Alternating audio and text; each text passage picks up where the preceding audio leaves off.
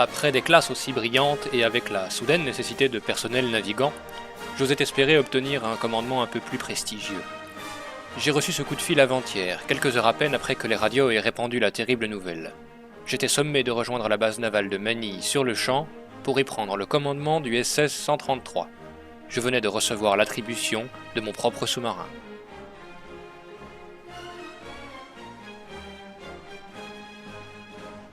Ça sonnait bien. Ce n'est qu'une fois arrivé, le lendemain, que je constatai qu'il s'agissait d'un submersible type S de la flotte asiatique. Quelle plaisanterie. Conçu il y a près d'un quart de siècle et livré en 1926. C'est une véritable pièce de musée. Enfin bon. Il fait chaud, le soleil brille, la mer est calme. Je suppose qu'il y a pire que les Philippines comme affectation alors que le monde est en train d'exploser. La guerre contre la Chine, le gouvernement fantoche de Mandchourie, le retrait du Japon de la Société des Nations, l'invasion de l'Europe, les bombardements sur l'Angleterre et maintenant ça.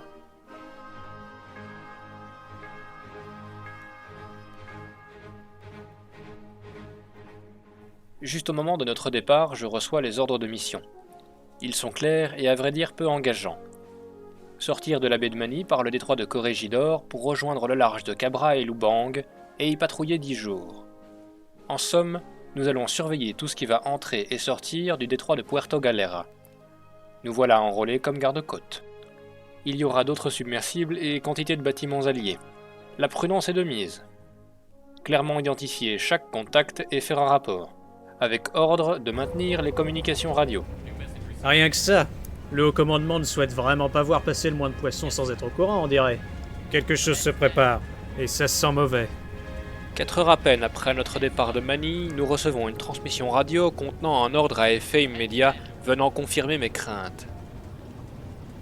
Bon, les enfants, on n'est pas dans la merde. Ordre à tous les submersibles à moins de 500 000 nautiques d'une base aérienne ennemie de rester immergés, sauf durant la nuit ou par mauvais temps, pour recharger les batteries. N'utilisez qu'un seul moteur en surface pour économiser le carburant, et n'utilisez les torpilles que si extrême nécessité pour accomplir notre objectif. De toute évidence, messieurs, le commandement redoute une invasion imminente des Philippines, à commencer par des attaques aériennes. Tous les bâtiments qui croisent près de la côte sont en danger. Eh bien, quelque chose me dit que le radar antiaérien qui a été monté à la hâte sur notre navire trouvera son utilité bien plus tôt que prévu. Les ordres sont les ordres. Profondeur sous la quille ? Près de 1000 pieds. Plus qu'il n'en faut pour tous nous tuer, la profondeur de test de ce bâtiment est de 200 pieds. Immersion périscopique, permutée machine, en avant standard.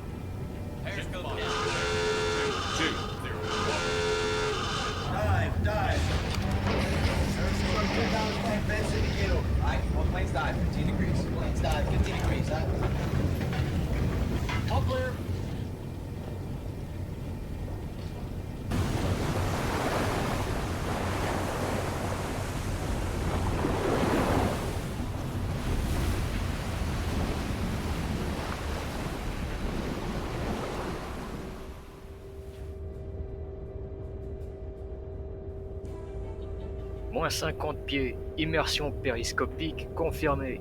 La barre à 0. Inclinaison 0. Ballast négatif purgé. On est neutre et stable, commandant.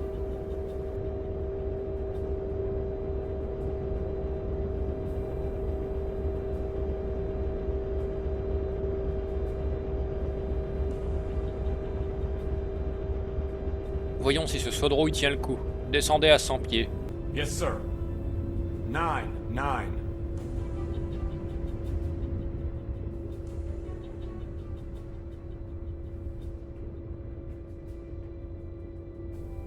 Current depth 8-0.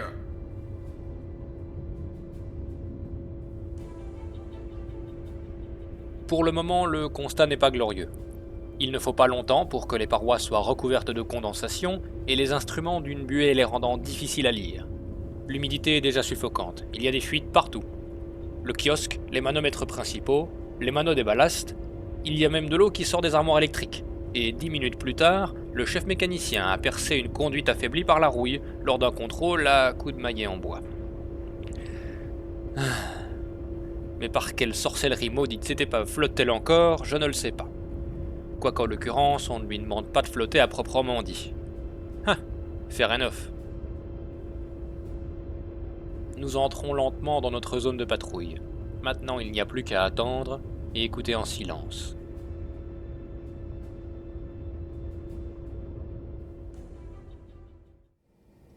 Nous n'aurons pas attendu longtemps, en effet, car moins d'une heure après notre immersion, il se passe déjà pas mal de choses. Outre la ventilation inexistante, représentée seulement par un petit ventilateur de bureau, accroché dans un coin par le barreur, qui est de toute façon en panne. Le ventilo, hein, pas le barreur.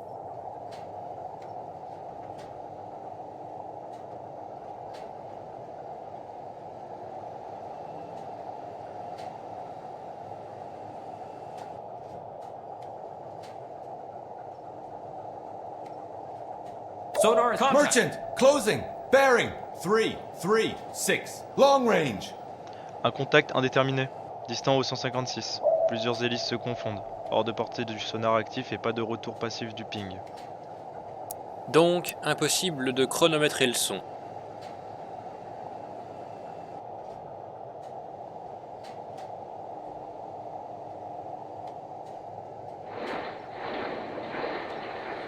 Autre contact, 203.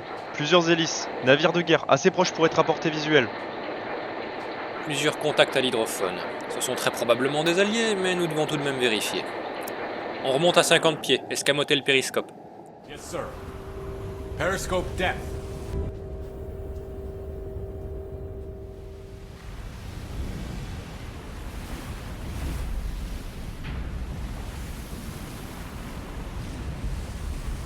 Yes, sir. Ahead slow.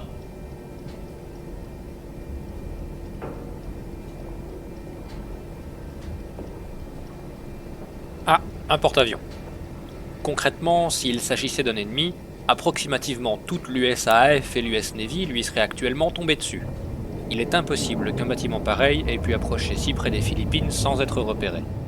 Affalez le péri, et voyez si on peut intercepter le contact le plus éloigné.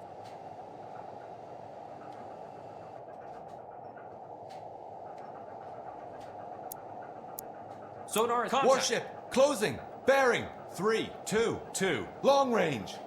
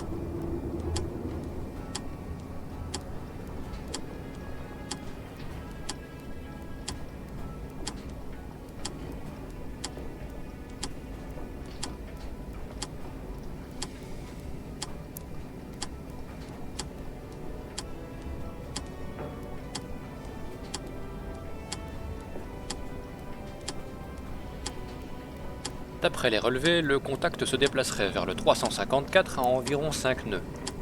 Nord-nord-ouest donc. C'est parti, barre à bâbord, machine avant toute, capot 74. Barre à bâbord, machine en avant toute, cap au 74. Yes, sir.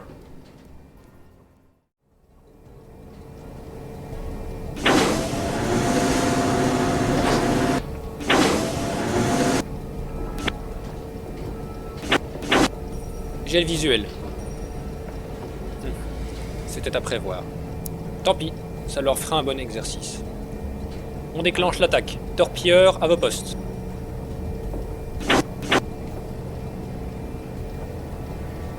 Le principe est assez simple sur le papier. Grâce au relevé, on connaît leur cap et leur vitesse. Quant à nous, nous approchons à 90 degrés du tracé de leur cap et à bâbord par rapport à eux. Hélas, nous n'avons pas été assez rapides que pour les voir approcher à 45 degrés. Nous allons devoir procéder à un relevé sur carte ou disque d'attaque. L'angle sur proue, ou angle relatif, indique à la torpille dans quelle direction nous sommes et dans quelle direction se dirige le point à atteindre. Le contrôle de tir, lui, fait la corrélation entre l'angle ainsi incrémenté et l'angle avec lequel nous observons la cible.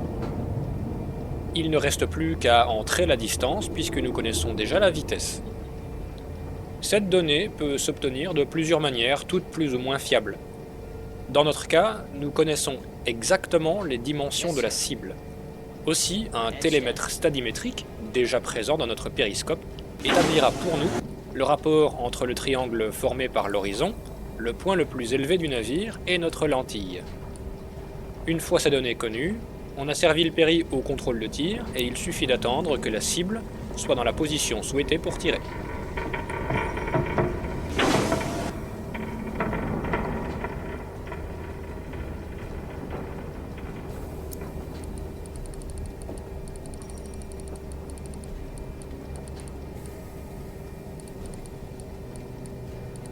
Dernière correction. Ouvrez les tubes 1 et 3.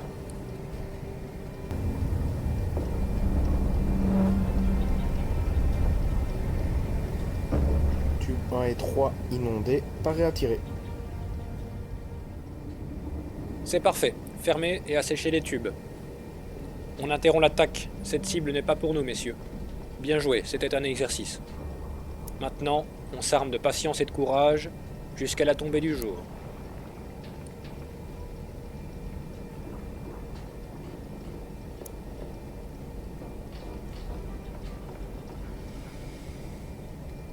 Yes, sir.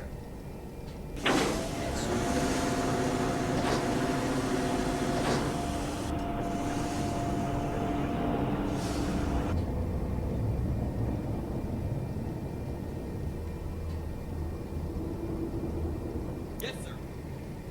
Sweeping.